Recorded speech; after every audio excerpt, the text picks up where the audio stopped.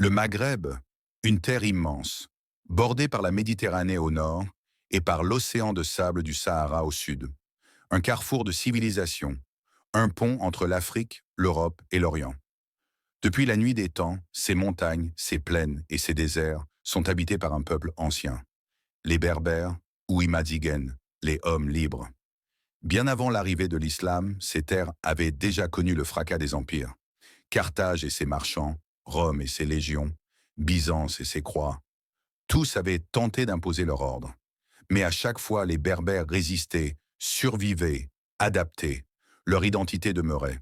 Au 7e siècle pourtant, un nouvel horizon s'ouvre. Dans les sables brûlants de l'Arabie, une nouvelle foi s'élève, l'islam. Portée par une énergie inarrêtable, elle traverse les frontières, franchit le Nil, puis atteint l'ouest. Ce n'est plus seulement une armée qui arrive, c'est une religion, une langue, une culture entière. La rencontre entre les tribus berbères et les conquérants arabes ne sera pas simple. Il y aura des guerres, des révoltes, des victoires et des défaites. Mais il y aura aussi des échanges, des mariages, des conversions volontaires, des métissages. De cette confrontation naîtra une transformation profonde. L'islamisation et l'arabisation du Maghreb. Aujourd'hui, l'islam et la langue arabe semblent indissociables de l'identité nord-africaine. Mais derrière cette apparente évidence se cache une histoire complexe, pleine de nuances, de résistance et de survivance.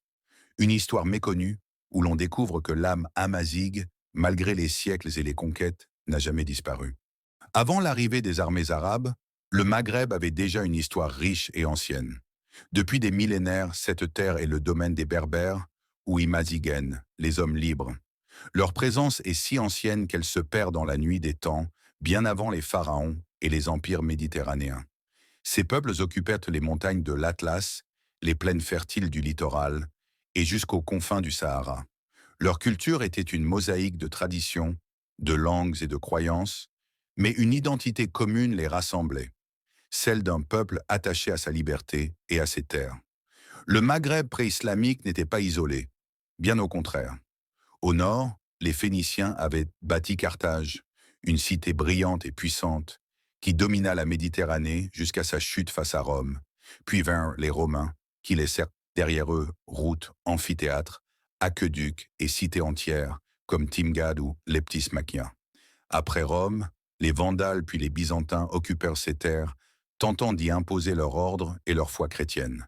Mais malgré toutes ces dominations successives, les Berbères survivaient, parfois soumis, parfois rebelles, parfois alliés, mais jamais effacés. Ils gardaient leur langue, leur tradition, et une capacité unique à absorber l'influence des envahisseurs sans perdre leur âme. Le Maghreb d'avant l'islam était donc une terre de résistance et de carrefour. Une terre où les identités se mélangeaient, mais où les Berbères restaient au cœur de tout.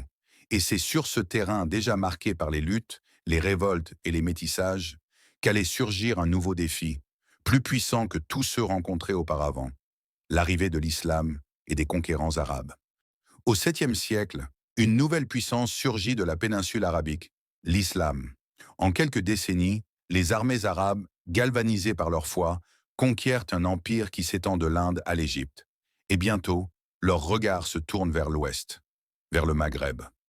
La conquête de cette région ne fut pas simple, car si les armées arabes avaient balayé les Byzantins en Égypte, elles trouvaient ici un peuple fier et indomptable, les Berbères.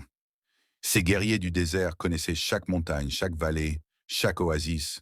Ils opposaient une résistance acharnée et leur mémoire des invasions passées renforçait leur détermination à défendre leurs terres. C'est dans ce contexte que surgit une figure légendaire, la reine Kaïna. Chef berbère, stratège redoutable, elle mena ses troupes contre les envahisseurs arabes. Ses victoires retentissantes firent trembler les nouveaux conquérants. Pendant un temps, elle réussit à repousser les armées, offrant au Maghreb une lueur d'espoir. Mais la puissance arabe, inépuisable, finit par l'emporter. La Kaïna fut vaincue, et son nom entra dans la mémoire comme celui d'une résistante héroïque. Après des décennies de luttes sanglantes, le Maghreb tomba peu à peu sous le contrôle arabe. Les Byzantins furent définitivement chassés, et les premières mosquées s'élevèrent dans les plaines et les villes. Mais la conquête militaire n'était que le début, car derrière l'épée venait une nouvelle foi, une nouvelle langue, une nouvelle culture. La conquête arabe du Maghreb ne fut pas une victoire immédiate. Elle fut une guerre longue, âpre, faite de batailles, de sièges et de révoltes. Mais à la fin, elle changea à jamais le destin de la région. Le Maghreb entrait dans une nouvelle ère, celle de l'islam. La conquête militaire du Maghreb ne fut que la première étape. Car si les armées arabes imposèrent leur pouvoir par l'épée, l'islam, lui, s'enracina peu à peu dans les cœurs et les esprits. Au départ, les Berbères résistèrent. Certains virent dans cette nouvelle religion une domination étrangère, mais d'autres furent séduits par son message d'unité et d'égalité. Un Dieu unique, une communauté de croyants sans distinction de race ni de tribu. Pour un peuple longtemps divisé entre royaumes et clans, ce message résonnait avec force. Mais l'islamisation ne fut pas un long fleuve tranquille. Elle fut marquée par des tensions, des révoltes et parfois de véritables guerres. En 739 éclata la grande révolte berbère. Insatisfaits de la domination des gouverneurs arabes, qui imposaient impôts et injustice, les Berbères se soulevèrent massivement. Leur insurrection fut si puissante qu'elle ébranla l'autorité du califat omeyyade lui-même. Pendant un temps, le Maghreb échappa presque totalement au contrôle arabe. Pourtant, malgré ces résistances, l'islam finit par s'ancrer. Non pas seulement par la force, mais aussi par les échanges, les mariages, le commerce et la diffusion spirituelle. Les confréries religieuses, les savants, les prédicateurs portèrent la foi au plus profond des montagnes et des oasis. Progressivement, les tribus berbères intégrèrent l'islam à leur propre identité. Mais à leur manière, ils adoptèrent la nouvelle religion tout en conservant leurs traditions et leur esprit de liberté.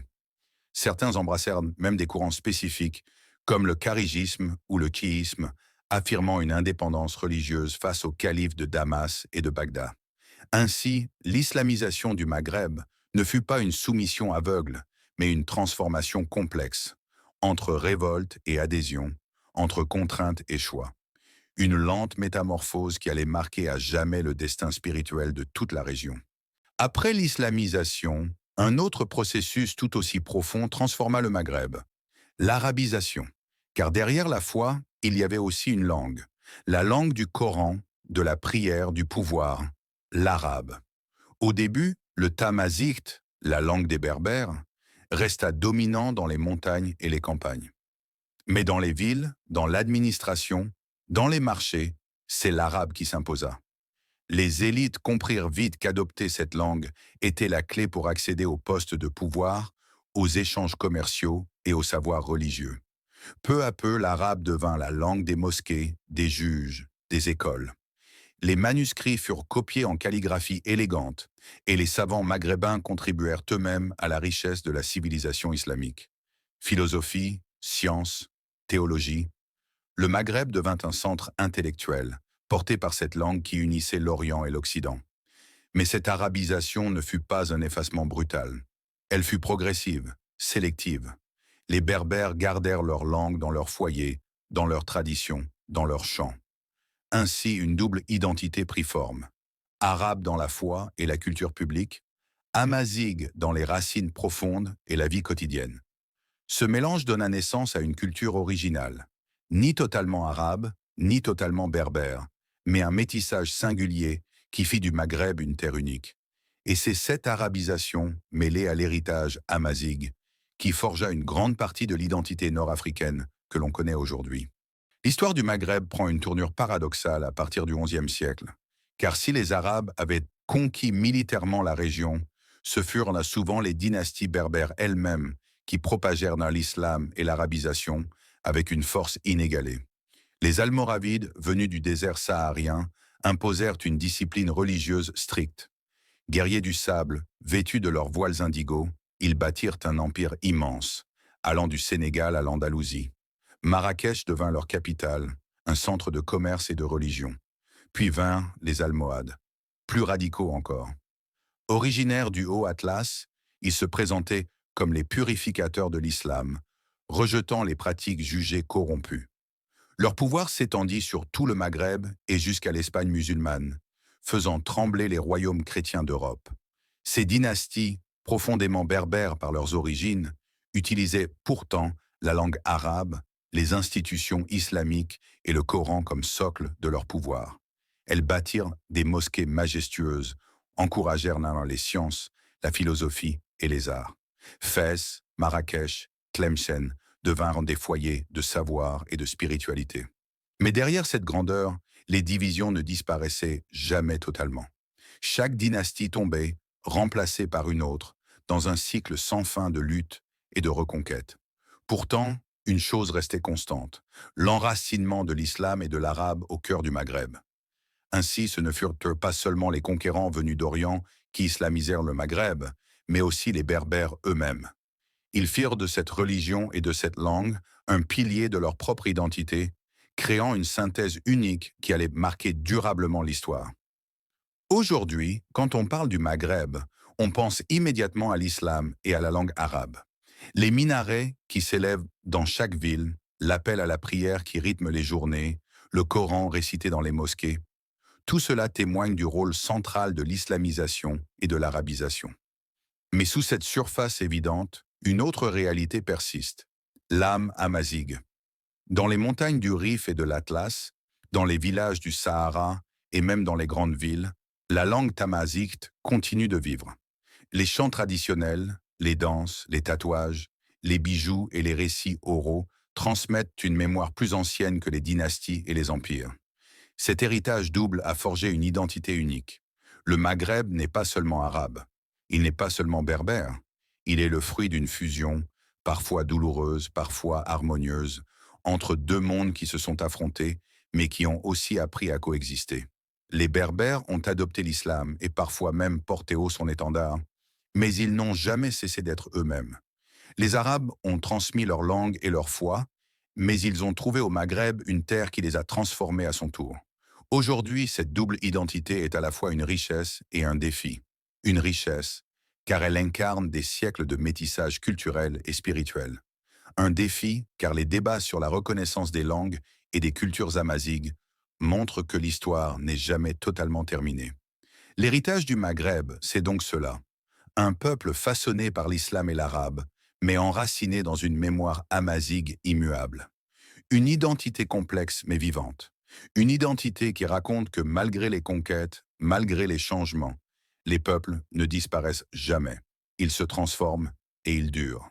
L'histoire de l'islamisation et de l'arabisation du Maghreb est bien plus complexe que ce que l'on croit. Elle n'est pas seulement l'histoire d'une conquête militaire. Elle n'est pas seulement l'histoire d'une domination étrangère. C'est l'histoire d'une rencontre. Violente, certes, mais aussi féconde. Oui, il y eut des guerres, des révoltes, des résistances héroïques comme celle de la Kaïna. Oui, il y eut des pertes, des traditions étouffées, des identités menacées. Mais il y eut aussi des renaissances, des royaumes berbères qui adoptèrent l'islam pour mieux en faire leur propre force. Des savants, des philosophes, des artistes qui utilisèrent la langue arabe pour exprimer une culture nouvelle, profondément maghrébine. Aujourd'hui, le Maghreb est marqué par cette double identité, arabe par sa langue et sa religion, amazighe par ses racines profondes. Deux héritages qui parfois s'affrontent, mais qui, plus souvent encore, s'entrelacent pour donner naissance à une culture unique au monde. Alors, quand on parle d'islamisation et d'arabisation, il ne faut pas y voir un effacement total, mais une transformation. Un long processus, fait de douleur et de grandeur, qui a façonné l'âme même du Maghreb. Une histoire méconnue, mais essentielle. Car comprendre ce passé, c'est comprendre que l'identité n'est jamais figée. Elle est vivante, mouvante, faite de lutte et de fusion. Et dans ce mélange, le Maghreb a trouvé ce qu'il est aujourd'hui. Une terre de mémoire, de résistance et de survie.